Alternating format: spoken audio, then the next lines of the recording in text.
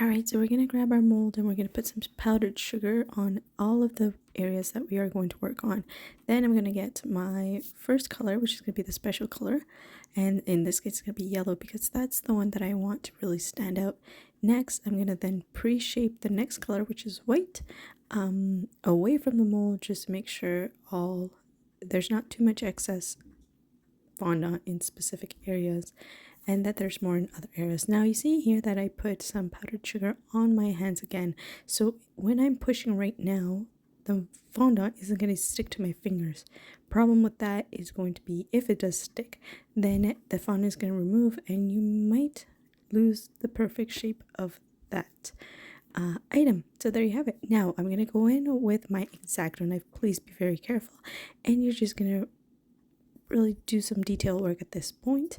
Clean it off every single time you cut something new just to keep it nice and tidy. Perfect. Now we're going to do the feet for the macaron pop here. I'm going to use the first color, which is going to be blue. Again, we already had powdered it. Now this is a perfect example. I did not look, it's sticking, so that means that I need a lot more confectionery sugar on my fingers. Now remember that with it fondant, the more you work with it, at least my hands, your hands tend to start getting really warm.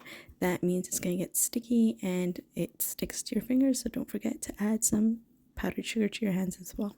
Perfect. Moving on to the next color, same process. There you go. So first you're going to measure out kind of how much fondant you're going to need, ideally less than that kind of crevice, so that way you don't have an excess. And good thing about powdering that area first is that they come out like a charm, super cute. Last but not least, we're going to do white again. Now you are seeing that I am putting confectionery sugar or powdered sugar on my fingers. I am pressing it down, easy peasy, and now I am going to just pop them out, and that's it.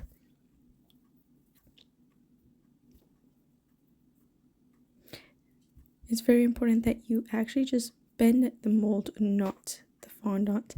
There you go. Now this is the tricky, beautiful aspect of fondant and molds. I'm going to just give that bear a pink bow. So you see I got some confectionery sugar that's on the top right. I also added it to my X-Acto knife.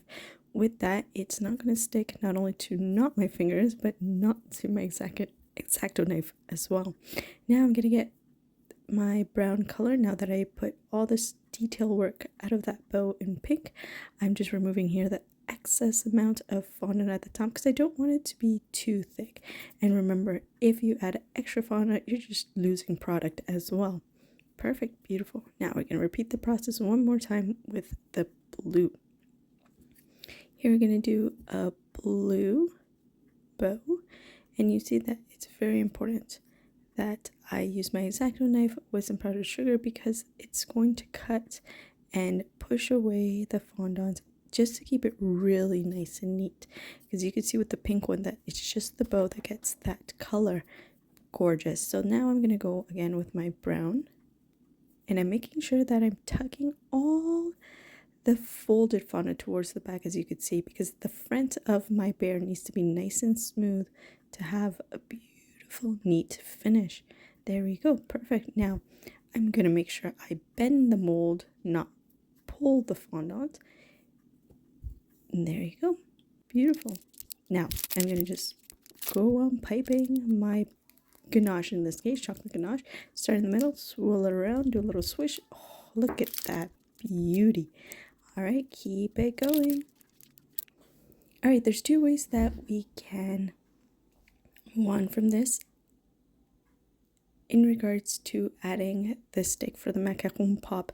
You could first close the macaron like I did, give it a nice little twirl to spread that delicious ganache or delicious filling, and then insert that lollipop stick.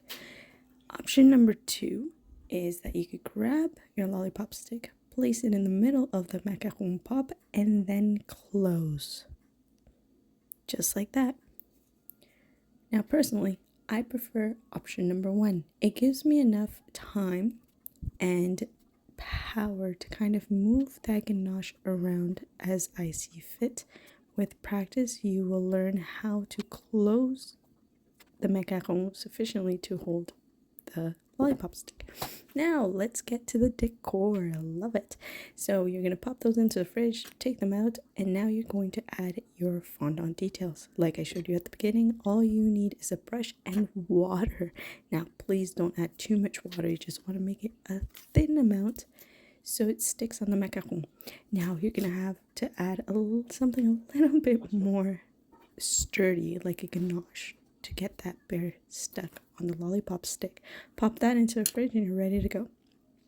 Now, as you can see, anytime you stick fondant onto your macaron, do not use a lot of binding agents like water, because the macaron is fragile in itself, and so you could actually ruin that shell.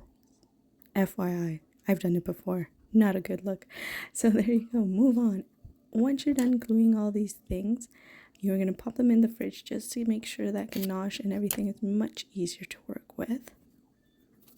So we're almost done. Last but not least is going to be the stork. Lovely.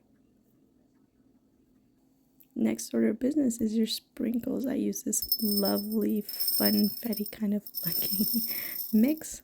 Love it. Now, as soon as you are done with your macaron, you are going to put your sprinkles. If you have popped it in the fridge, what I would suggest is grab your brush, dip it in light water, place that brush in that crevice where you're placing the sprinkles first, add a little bit of water, and then that will act as glue for your sprinkles.